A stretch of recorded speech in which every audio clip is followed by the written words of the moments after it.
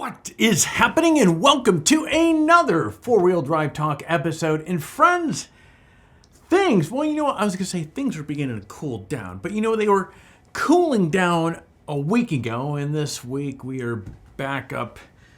It's hold on here, it's 90 degrees out today. I was so excited last week. We were down into the 70s. We had one day that was in the 60s. It was absolutely incredible. I'm more of a winter. I like fall, winter, mainly because it's easier to go camping and it's easier to get warm than it is to get cool, which is actually part of the video that we're going to be doing here today. So today's video, friends, this is the 1 year anniversary of a very dirty Planar 4 kilowatt portable diesel heater. As we're coming into the winter season, we see more questions relating to folks looking to keep them warm and be able to get out and enjoy winter camping. So one of the backbones, there's a number of different heating options that you can go down. And as I've spoken in previous videos, you have the buddy, like propane heaters, like buddy heaters. You have various wood stoves. You have electric heat. And then, of course, you have a variety of different types of diesel heaters. Now, there's good and there's bad, and as I won't get into much detail. You guys have, if you watched some of my earlier videos, you know I've spoken about 2 years ago. Was it 2 years ago? Yeah, we did many of you have asked about those cheap Chinese diesel heaters, and we went out and tested one, and it ended up being an absolute nightmare and a pain in the ass. But at any rate, today's video is going to be kind of a follow-up to an initial review we did on this last year, which was technically at 6 months. So this is more towards a 13 or 14 month review of this thing here. And the reason why we always do a follow-up review is, especially when it's something that is used quite often and so forth, well, things as they age get used more, break down, or have the odds of possibly not performing the way that you wish they do. And it's a great opportunity for us to come through and share with you guys things that we've noticed, things that we like, dislike, if it has held up to expectations. And as we're entering into the winter season, this seems like an appropriate follow-up review to do. So that's what we're going to be taking today. We're going to take a dive into this 4 kilowatt portable diesel heater from the folks with Planar. But before we do that, hey, every video like this, we're putting together to help you guys make educated decisions on what things to buy, or just simply get you up to speed as far as, hey, you may be shopping around, you may be looking around, you may be just curious on how something works. And that's what we're going to be outlining here today. It's not just a review, but I'm also going to share with you how to properly use this so you can get the most out of it. Now, if you find some value with this video, friends, you'd be doing me a big favor, huge favor, if you would consider hitting that like button down below. As I keep saying in all these videos, YouTube has that little algorithm, and every time you hit that like button, not only is it, just grow, much appreciated on our end. I had to think where I was going to go with that. It is much appreciated on our end, but of course, it really does help with the whole YouTube algorithm. That said, my friends, pull up a seat in. Let's go.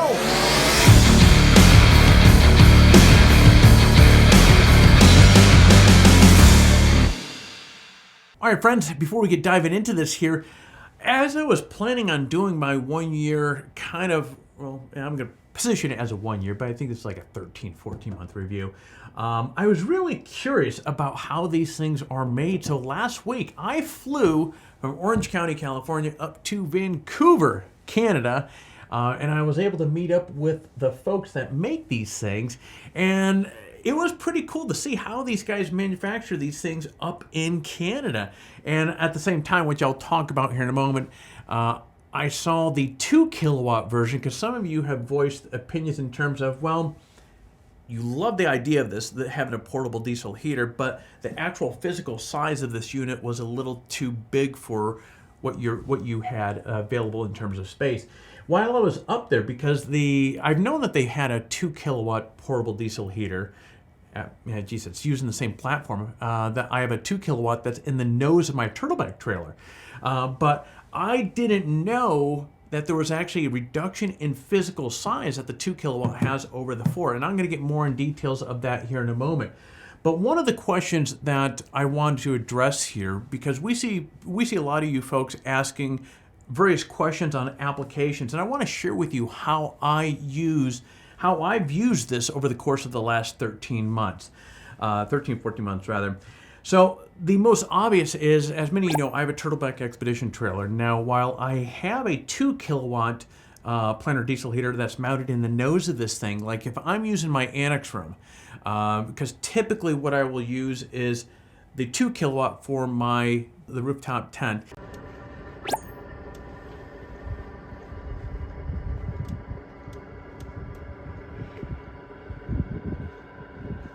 And for larger spaces, because this thing's a beast, this thing's a 4 kilowatt unit here. So like an annex room, I will use it for that. Now, many of you also know that I go camping in all-season tents. Now, these all-season tents that I have, they have fireplaces or kind of wood-burning stoves inside, which are really cool.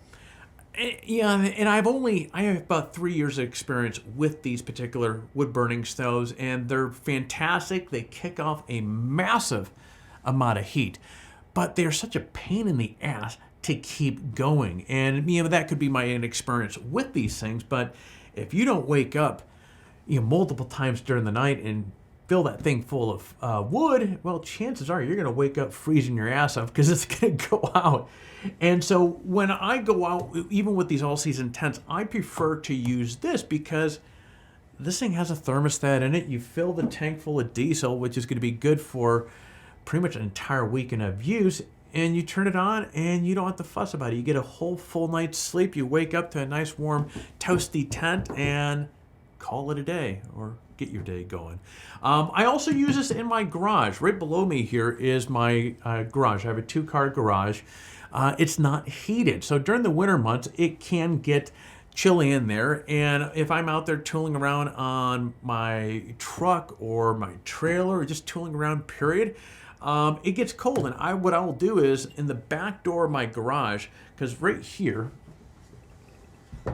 here's the outlet for this right here, and I have a 10-foot hose, and I'll set this thing out far enough away from the door where the fumes coming from this don't kind of wander in. Put the pipe in there, and again, like the tent, you have that thermostat that you can pretty much set to whatever you want, and it keeps the garage very, very comfortable. And those have been the applications that I have used this. And it also, again, going back to this, if I didn't have the 2 kilowatt unit that is in the nose of the trailer already, this thing would be absolutely wonderful. Now, this being a 4 kilowatt, this would be a bit overkill, actually quite a bit overkill for just the rooftop tent. The 2 kilowatt does a phenomenal job on that. But fast forward, so one of the things I want to address here, has it lived up to expectations? Now, one of the last real cold weather trips that we did, we went up to Big Bear, and this is where I had my brother-in-law was utilizing one of my off-season or all-season tents, and then I had a buddy and another one, and I had actually had a splitter on this thing, and this thing did a phenomenal job of heating 2 different tents. Now, again, this is a 4 kilowatt unit, so it does a pretty solid job in terms of the heat output with this. So it's an absolute champ. Now, obviously, in that situation, I had the thermostat cranked up really high, and so it sucked a little bit more fuel than it would normally had needed to heat up a single tent. But in terms of utilizing how easy this thing is to use, so as you can see here, now mind you guys, this again is the big one. This is the 4 kilowatt. So I'm going to spin this thing around. This is the exhaust port here. You have a couple spots where you're going to plug in your electronics. This is for your power. This is for your thermostat. We'll get to that in a moment. Obviously, this is your fuel container. Here is your air inlet for the actual motor. And as I pointed out earlier, here is where you're actually going to stick your hose and run it into wherever you're going to be heating. But these guys make operating these things absolutely ridiculous, and which makes it a big selling point. It's in a Nanook case, and so these cases are extremely well built. And pardon the lack of organization here. I'm sure this looks like a rat's nest, but so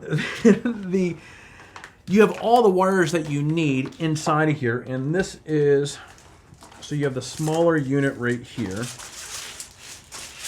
few moments later. 5 minutes later, I get to the end of this thing. Okay, so here is, so you're going to plug this thing.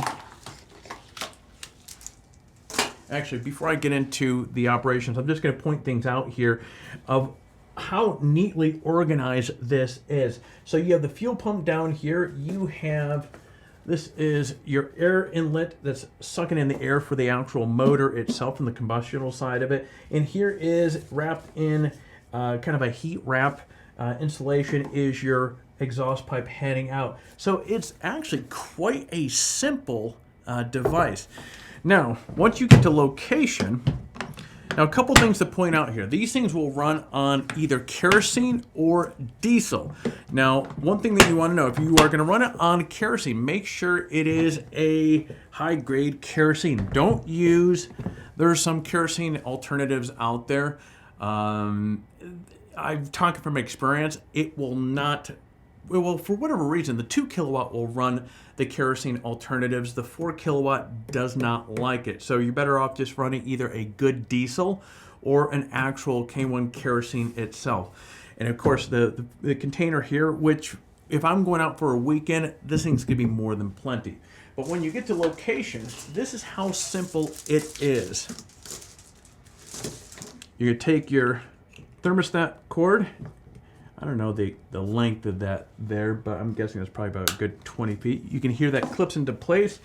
And here is your power. And again, they make it super convenient with these things. Pops into place.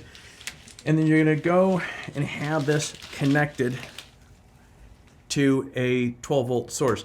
Now here's something very important, almost as important as the type of fuel that you put inside this thing. You wanna have this hooked up to a very stable power connection. Reason being is if this heater is running and somebody comes by and, let's say, when I first got my first diesel heater, I was like, okay, I'll get some alligator clips and just connect these to the batteries. You don't want that, because if somebody comes up and accidentally trips over it, as me, you know, I'm always heading out with my son and he's running around, or heck, it might be late at night, dark, and somebody goes outside to make a pee run in the middle of the night and you accidentally trip over the wire. That could be very bad news, because what's going to happen is this thing is now going to shut down not the way that it's supposed to, and you can actually damage the heater. So you want to make sure your 12 volt source is connected really well, so therefore it's not going to get disconnected. So once you have that connected, you just go to your trusty, you're going to go to your trusty thermostat, you're going to hit the power button on, and it's going to do its thing. When you're ready to shut it off, just hit the power button and it's going to do its down cycle. And you have this, with this, they have 2 different types of thermostats. They have this analog one, which is it's the most simple to use. And so as you can see there, small lines, big lines represent obviously more power, things running hotter. And then they have a touchscreen digital display, which is actually pretty cool, which is what I use in the Turtleback itself there. And you turn it on and you adjust the heat. This thing is a absolute beast. Now on the screen in front of you, you're going to see, when I went up to Vancouver to the Planar factory up there to see how these things were made, which is absolutely was a lot of fun. So I put one of their 2 kilowatt units next to the 4 kilowatt, and that's what you're looking at right now. So one thing I wanted to address, because again, going back to some of you who have inquired about, okay, well the 4 kilowatt unit just has too large of a footprint. So on the left-hand side, the 2 kilowatt, which is the only difference is it's a smaller case. Now that case is 22 inches by 12 inches by 17 inches. On the right, of course, you see the 4 kilowatt unit, which is what you see in front of you with me right now. That is 24 by 13 by 18. So it's roughly about 2 inches shorter from length, and the depth of it is about 1 inch less, and then you have 1 inch less on the height side. The fuel tank is all the same. The fuel tank and everything else on that 2 kilowatt is the same. It's just the physical footprint of it is a little bit smaller. And speaking of differences between the 2 kilowatt and the 4 kilowatt, the 2 kilowatt has a weight of 23.6 pounds. And of course, the larger one right in front of you here, this is 30 pounds. And that is without fuel. Obviously, you could put in fuel in there. that's going to add to the weight there. One thing I do want to point out, because I've had a number of questions with regards to how do these heaters behave in higher elevation. Now, while the highest I've operated this heater is about 7,000 feet, they are rated up to about 8,500 feet, and well, actually you can go higher, but what happens is at 6,000 feet, you're at 100% capacity with these things, or running at 100% full steam forward. For every 1,500 feet or so, you're going to lose about 5% efficiency out of these things. So, for example, if you go up to 9,000 feet, that's roughly, that's 3,000 feet over 6,000. So that's going to be roughly about a 10% reduction in efficiency, because what happens is inside these things is a chip or a sensor that is sensing the air pressure. What it will do is readjust the mixture to make sure that the machine runs as it should. So less oxygen, it's just going to have less of an output. 9,000 feet, using that as an example, it's roughly about 10% shy of 100% efficiency. But anyways, going back to this unit right here, this hands down, if you're getting out, if you have a rooftop tent, I would say the 2 kilowatt is going to be an absolute rock star for you. If you think that you're going to be powering or looking to heat a RV or a annex room on your tent, or you want to get more of a utility base out of the heater, like what I do is when I'm down tinkering out of my garage, it's not heated, I'll use this thing. When I go out, if I'm just heading out with a tent, I'm going to bring this thing. If I'm heading out where I know I'm going to be using my annex room, I'm going to bring this thing. If I'm heading out and there's others coming along with me that might not have a good stable heat source, I'm going to bring this thing. The beauty of something like this is the big selling point is obviously the portability and the compactness. And especially if you want to go with the 2 kilowatt, again, you're saving about 2 inches in length, an inch in height, and an inch in width. So it is a smaller footprint, and it's roughly about 7 pounds lighter. So at the end of the day, after about 13, 14 months, and this we're coming into another, hopefully, cross fingers, we're going to have a cold winter season here in front of us. Hopefully a lot of snow, which makes it a lot of fun. So this thing is hands down one of the best investments in terms of if you want to be able to get out and enjoy winter camping, you want a good, reliable diesel heater, in my opinion. Propane, they work, they don't put out nowhere near the heat signature that something like this does. But the thing that brought that the sticking point with me with propane heaters is that moisture. You just get a ton of moisture that comes out. This is fantastic, dry, enjoyable heat. And of course, as I mentioned, with a full tank on this here, I can enjoy utilizing this for an entire weekend out versus propane. You're using a lot more fuel with that. So anyways, guys, this has been a blast utilizing this machine here over the last 4 months. I'm looking forward to this winter season with it. If you want to learn more information about these things, or if there's questions about it that I did not answer, leave a comment down below. I will, if I have an answer, I'll answer it for you. If I don't have an answer, well, I'll find it for you. But at any rate, friends, that is it for this review. It's that time of the video where I'm going to ask you to do all that YouTube stuff that is oh so valuable to the channel. So if we provided some value to you and insight on how to enjoy your winter camping a little bit more, hit that like button down below. If you're currently not subscribed to the channel, hey, what are you waiting for? We'd love to have you part of the family. And last but not least, consider hitting that bell so that for every time that we come out with a new video, hell, just like the one that you just watched, well, YouTube's going to do its whole notification thing and let you know on that.